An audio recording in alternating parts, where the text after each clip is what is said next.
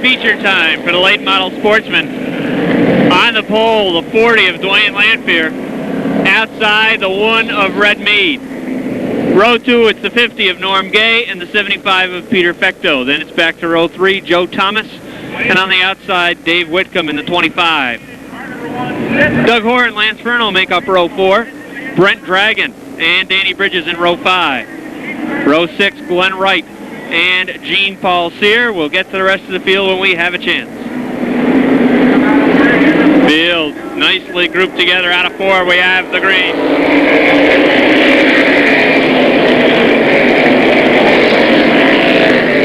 Good start for Dwayne Lanphier as he powers down the backstretch. Norm Gay into the second spot. As we have problems in turn 2. Cars will get the yellow. Everybody hits the binders here, but up in turn 2, Chuck Beatty, Ron Lamel, and Tim Pitzika. Steve Hayes, did you have a clue as to what was going on in turn 2? I kind of looked in turn 1 when the field was entering. There were 2 or 3 cars that were leaning on each other. Unfortunately, I then took my eyes over to turn 4, and I don't know what actually precipitated the whole mess, but there were some cars leaning on each other. Tell you what, though, off that first lap, you know, I spoke with Bill Fountain before the races started. He said he's going to the front, or as close as he can get to the front in a hurry. He passed, I kid you not, 5 cars before he hit the stripe. He's on a mission. 3 cars head to the pits, the 65 of Steve Craddock, the 46 of Doug Hoare, and the 54 of Chuck Beatty. While we have this opportunity, let's mention that the 24, that of course being Rupert Flipper Irwin, victorious in the Airborne Car Show, which was held, what, a couple of weeks ago. Steve Hayes, the winner in the Flying Tigers, best appearing car. Yeah, right. As I recall, I believe it was Jimmy Young who has picked up a couple of those along the way. He always has a nice-looking car. Jimmy Young in the car number 1, and the winner in the Street Stock. You're really pushing your luck, you know. Do you remember? I 77 remember. machine of Rick Frenier picked up the victory in that division. I see. I knew you knew that. I wouldn't ask you a question you did not know the answer to. All right. Who finished second in the late model sportsman? Best appearing car. Let's see. I know if he was the second, he was third, and that was rookie Chet DeVarney Jr. Wrong. He was third. Gene Paul Sear was second. I knew that. I was testing you. All right, we'll take a break. Complete restart coming up.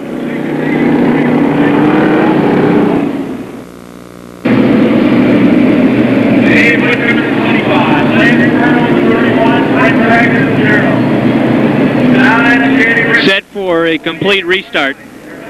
Same 2 cars will pace the field, the 40 of Dwayne Lanphier and the 1 of Red Mead. Steve Hayes, we didn't make predictions. Do you have a pick for this one? I'll tell you what, he gets up near the front. Watch for the 25 of Wickham to pick up another victory.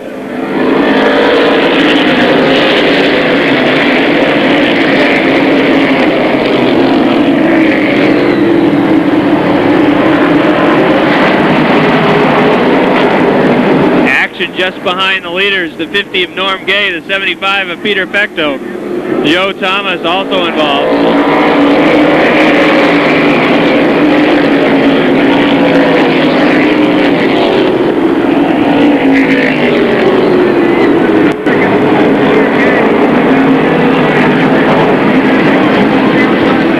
Blistering pace set so far by the 40 of Dwayne Lanphier.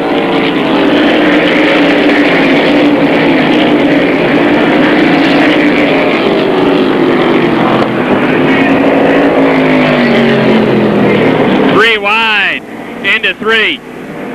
Dave Whitcomb around Norm Gay.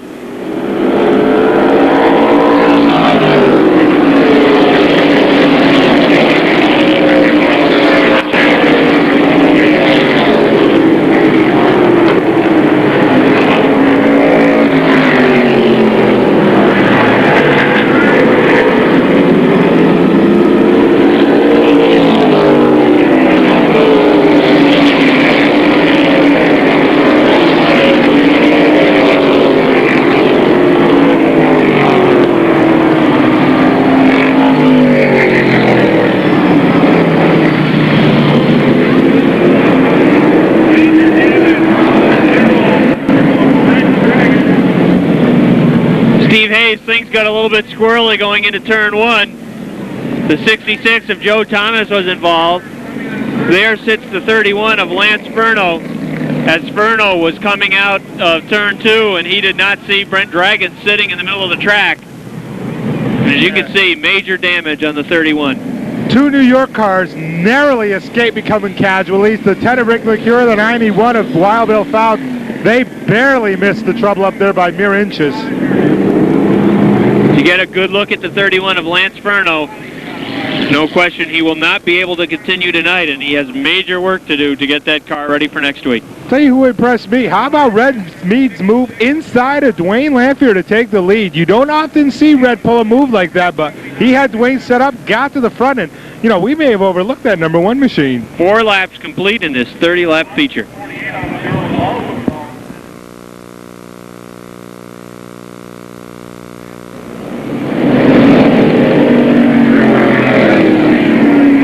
Set for a lap 4 restart in this late model sportsman feature. Red Mead will set the pace. Dwayne Lanphier on the outside.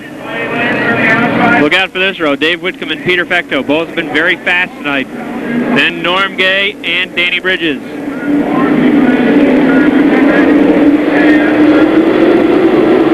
Out of 4, the green is out. And so is Dwayne Lanphier with a good jump on the outside. Red Mead sticks the nose of that Thunderbird underneath Lanphier as they head into 3. Side by side into 3, Lanphier drifts high, and that's going to allow Red Mead to shoot into lead and Dave Whitcomb to move into the 2nd spot.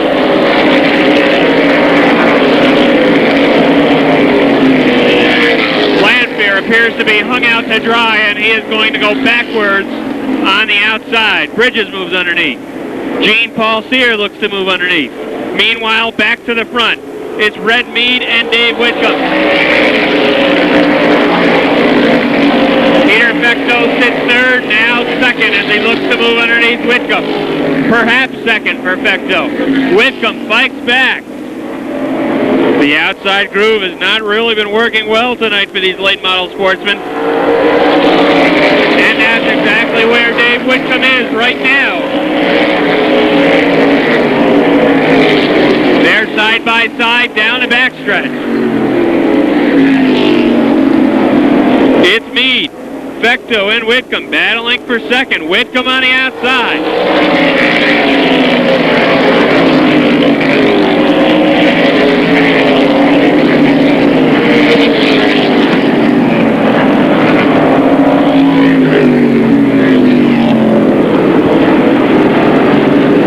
Down to the stripe again, it's Red Mead.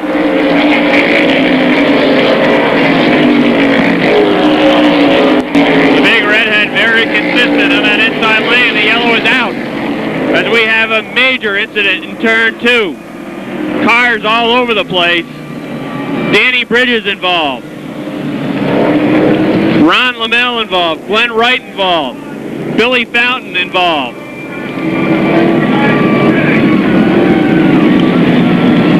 All the cars appear to be moving with the exception of Bridges, and there is Lamell. But again, Steve Hayes, I'll have to ask you, did you see the incident in turn 2? Well, you said Dan Bridges was involved. A little more than that, he was indirectly the cause. It looks like something let go on his engine. He got fluid on his back tires, but he dumped it in the groove. And of course, everyone else found it. So with 9 laps complete, we have another yellow on the speedway, and we'll take a break from Airborne.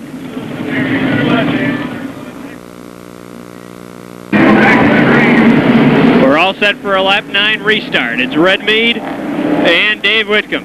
Row 2, Fecto and Ron Weston. Green is out.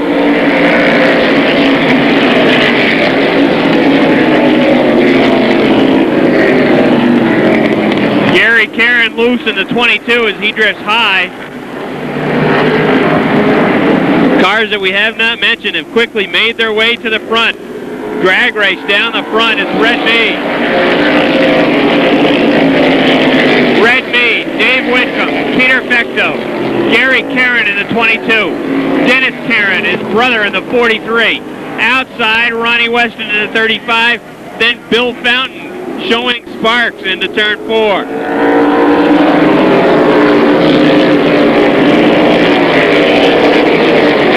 Fountain started dead last, was 5th at the last restart. The 91 is on a mission.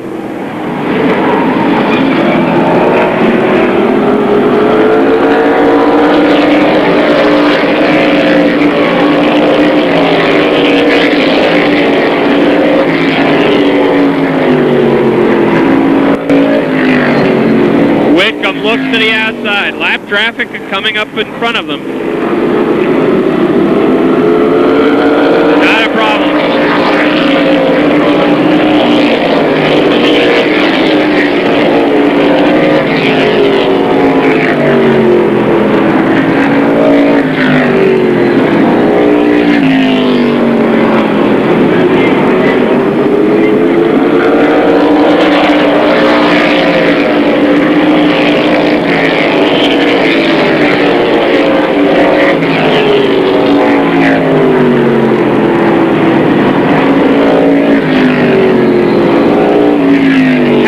This time by for Red Meat.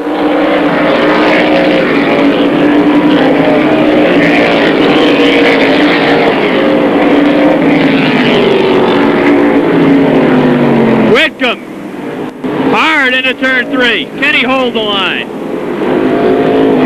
Dave Whitcomb's the new leader.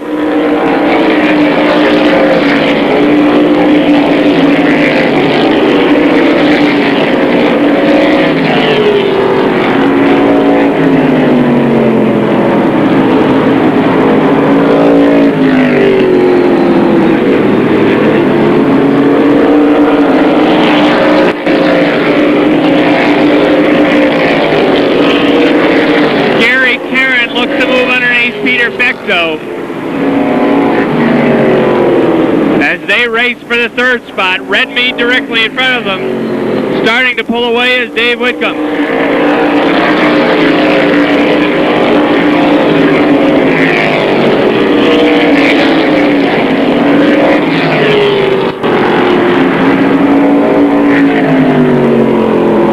It is Whitcomb, Mead, Gary Caron, Peter Fecto, Dennis Parent, Bill Fountain, Dwayne Lanfear 7th, Bucko Branham 8th, Steve Rennet at 9th, 10th goes back to the 35 of Ron Weston. That's the top 10. This time by there will be 20 laps complete.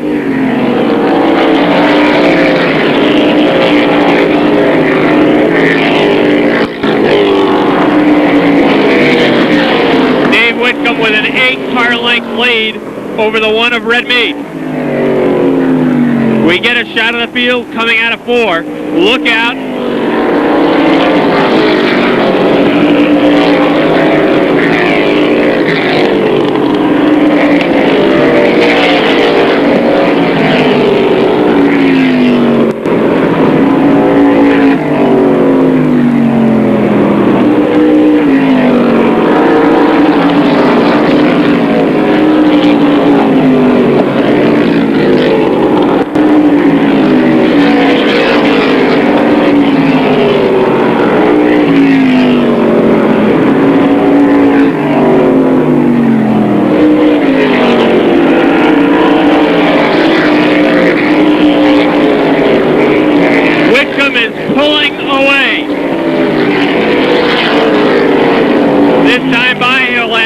To go.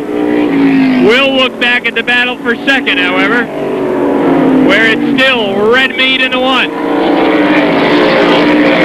Peter Fecto in the 75. Gary Caron in the 22. Dennis Caron, 43. Wild Bill Fountain in the 91, and the 91 is losing parts.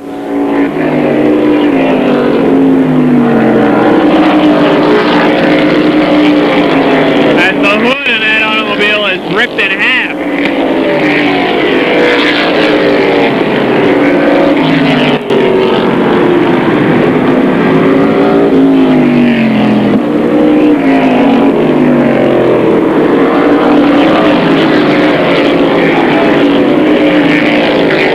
Gary Caron looks to make a move under Peter This for third. It is Gary Karen into the third spot. Back to the leader, Dave Whitcomb, with 3 to go.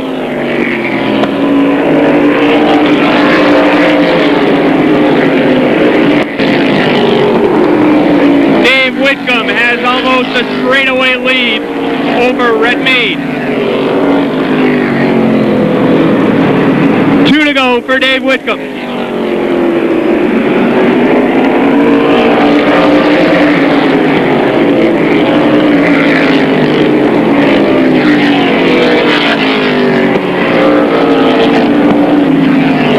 We'll look back at second as the white flag flies, and then pick up our leader.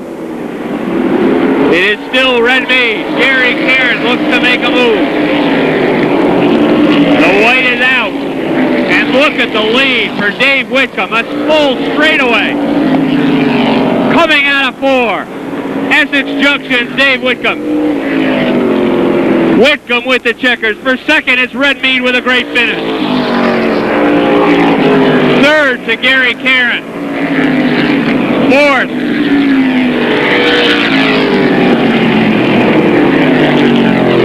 Fourth, it looks like Steve Arenadette.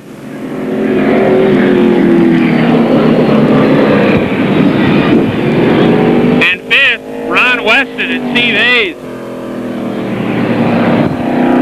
Not sure exactly what happened, as there were some other cars in there who were running a second to fifth spot. Where'd they go?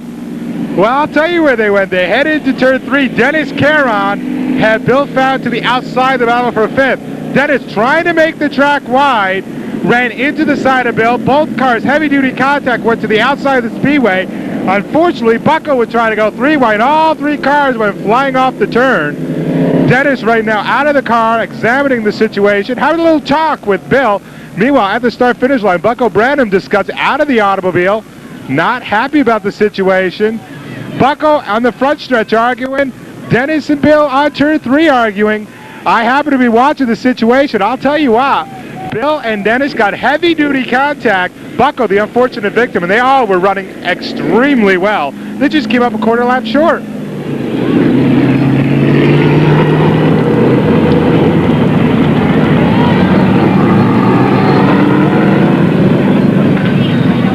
As again, we look back up towards turn 3.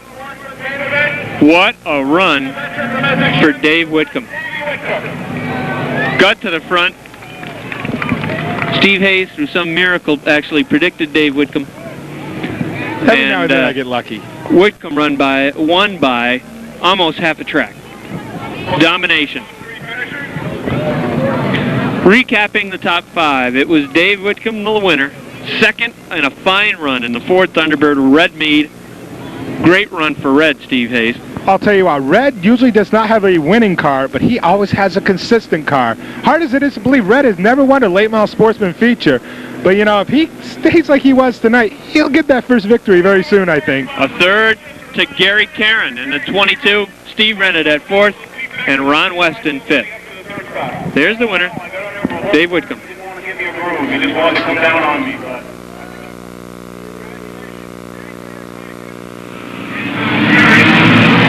Last event of the evening on the Speedway. The honor goes to the Street Stocks for their main event. 28 cars set to do battle for 15 laps. Roy Ebersol, Lloyd Mortis in the front row. But as they come to the stripe, Lloyd Mortis does not get up to speed. 15 machinist Mortis on the pole. The 82 of Roy Ebersol takes the early lead. And the mini maniacs of the motorway are off and away. Lloyd Mortis has caused a big trouble up at turn 3. That car is very slow and everyone trying to avoid him. Coming by to complete the first lap, it is Roy Ebersol over the 01 machine. That one piloted by Keith Nolan. Third belongs to the number 5 of Keith Benoit. Another race of Benoit. One car on the move, the 77 machine of Rick Freye. 4 wide heading into 3. Curtis LeGray backs off with a 72. Meanwhile, Rick Hart has a 76 on the infield dirt track, and it comes in front of a big pack. And the cars still come 4 wide out of 4. Whoa, good up into the side of Hart, takes him around all the way. And now everyone trying to avoid him. Sean Fowle tries to dive to the inside. Saves his machine heads as Corey Trombley and Dave Parent. Giving him a little bit of a bath in turn two, running through some watering holes. Caution out of the speedway. Trouble up in four, another automobile loops it. That was the third place car, Keith Nolan. He gets it refired. And when it's all said and done, the only car not moving, the 60 machine of Terry Goodup, although he has fired it. And how about this? The leader, the 82 of Roy Ebersol, pits the car.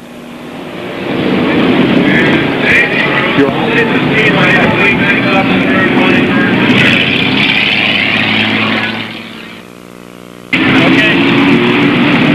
2 down, 13 to go. A couple of Keiths leading them, Benoit and Nolan. Trouble on the front stretch. Rick Frey, who went from 20th to 5th in 2 laps, hard into the concrete, keeps the car moving, and he's still 5th. Go Farnsworth dies up in 1. That car just completely stopped. Dave Parent finds it the hard way. It all started on a restart. Farnsworth did not come to speed. Got a piece of Frey, stuffed him in the wall. Then Farnsworth's car died to 75, and Dave Parent collected him heavy-duty time with a 37. That is by far the hardest collision we've had all night. We've had a very safe evening of racing, but these mini maniacs had heavy-duty contact on the restart.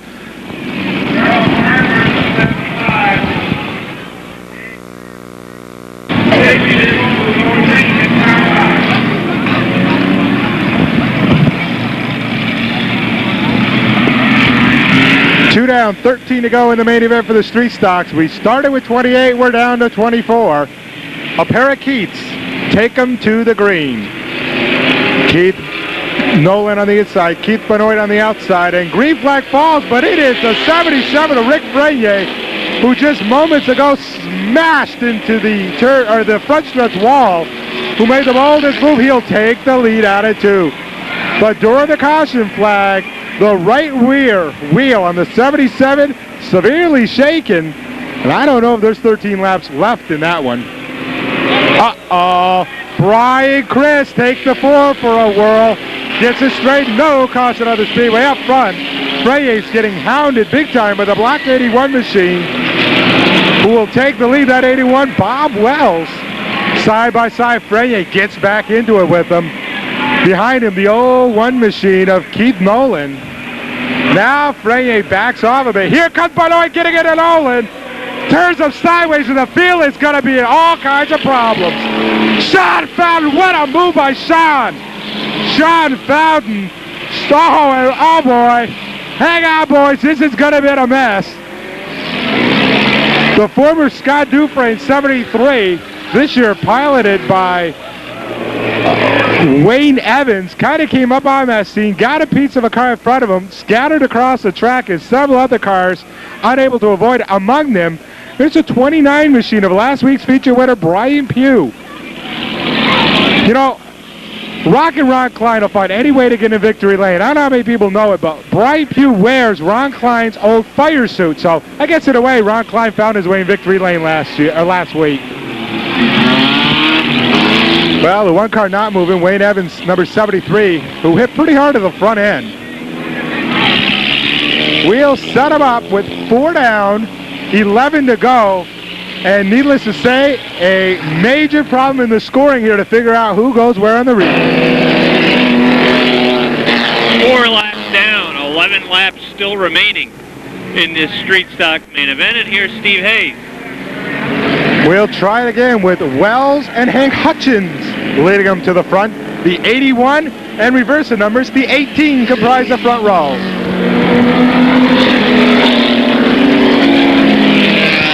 Hutchins all over the back end of the leader. Gets a little loose. Carlos LeGray with the 72 looking for an opening.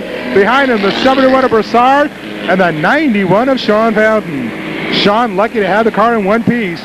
After the last altercation, came barreling out of 4, split the cars that were scattered the track, and didn't touch a thing. It is Bob Wells in the black 81. Looking pretty strong so far as we are 1/3 into this. Hutchins runs second. LeGray third. Found on the outside of Broussard will take fourth. Behind him, Dennis Griffith and Dan Gibbs making a move. Dan Gibbs in that 92 last week came storming in the last couple laps. Had the race been 1 or 2 more laps, could easily have taken the victory away from Brian Pugh. So that 92 may just have a good setup in there. We have went 2 or 3 green flag laps, the longest stretch we've had in this main event. We have also lost 8 cars in the first 5 laps. It is Bob Wells still leading Hank Hutchins, Curtis LeGrave, Sean Fountain, Tony Broussard, Dan Gibbs, and Dennis Griffin. Next is Joe Becker, but after that, quite a distance back to the 77 of Rick Frenier. But on the last restart, Frenier was shotgun, so he is fast.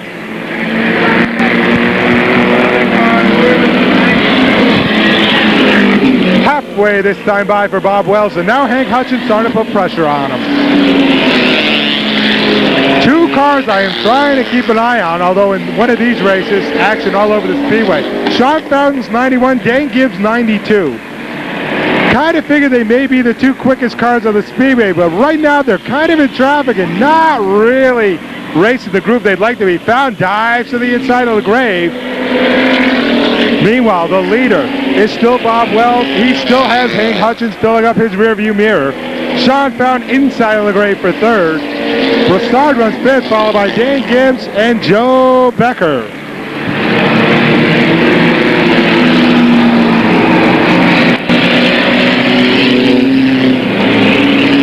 Ten down, 5 to go in the main event.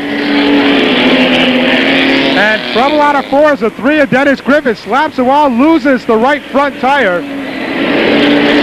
The tire goes scattering in front of the field. Dave Perrin almost collected it. It is safely to the infield, no caution, as Griffith brings the Dale Earnhardt lookalike number 3 to the pit. The leader spun out, Steve Hayes.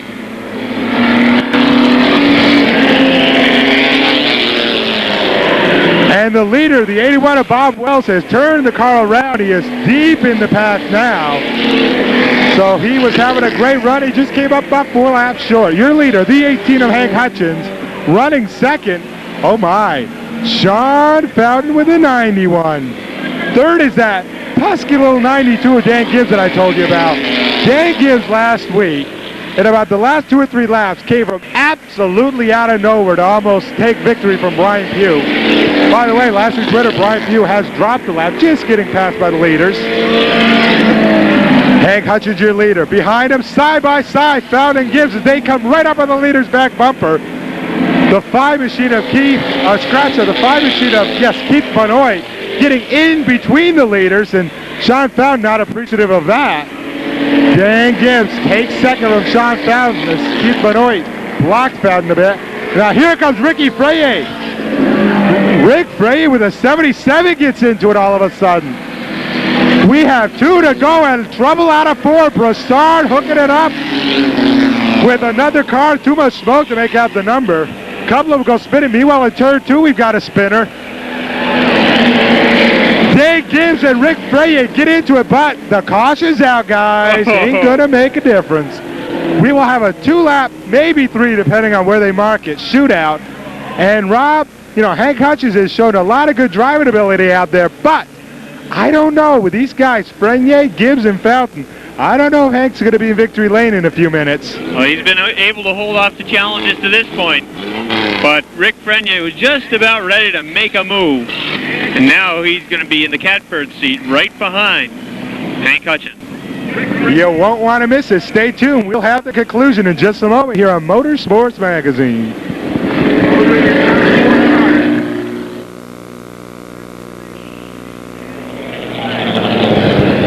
Before we leave, you want to remind you, next week, this Saturday, big show here at Airborne, highlighted by the Regional 100 for the late model sportsman division.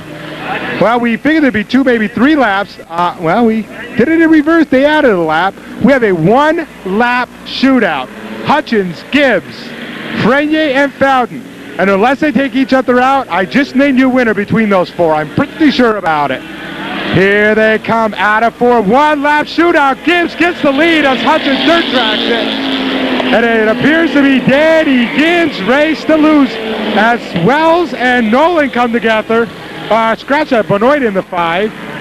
Dan Gibbs a big lead over Hank Hutchins. And Danny Gibbs takes the 92 into 3, carries it out of 4, and will be greeted by the checker flag. Gibbs with the victory. Hutchins second, Freye third. Scratch that, bounding up to third. Freye back to 4th. 5th to the 23 of Joe Becker. Well, we told you the 92 was a quick automobile. He proved it there. Got a great job of the restart, and there was nobody near him when the checker fell. Okay, that brings to a close the racing activities on this week's edition of Motorsports Magazine. Steve Hayes, we're all looking forward to next week when we have round 1 of the Central Region, and the staff and management here at Airborne International Raceway are expecting well over 60 cars to plan to qualify for that feature. No promises, but we'll have a lot of them. Basically, you'll have guys from Riverside, Thunder Road, and here at Airborne, and we might even throw a couple of invaders in. Who knows? You never know when a regional series comes down. As well, very important, that race next week, that 100 lap event. The winner receives a $1,000 bonus automatically if they attempt just to qualify for the True Value 250 held at Oxford Plains Speedway in the middle of July. So quite an incentive to win that race. And of course, the 250, it's one of those races, you don't try to win, you just try to make the field because so many good guys show up for that. Okay, for Steve Hayes, this is Rob Knowles thanking you for joining us on Motorsports Magazine. And we look forward to seeing you this Saturday night, May 14th, for round 1 of the Central Region Series, highlighting the late model sportsman. For Steve Hayes, Rob Knowles, hope you've enjoyed tonight's program, and we look forward to seeing you at Airborne. Oh, yeah, I know. I wanted to win it,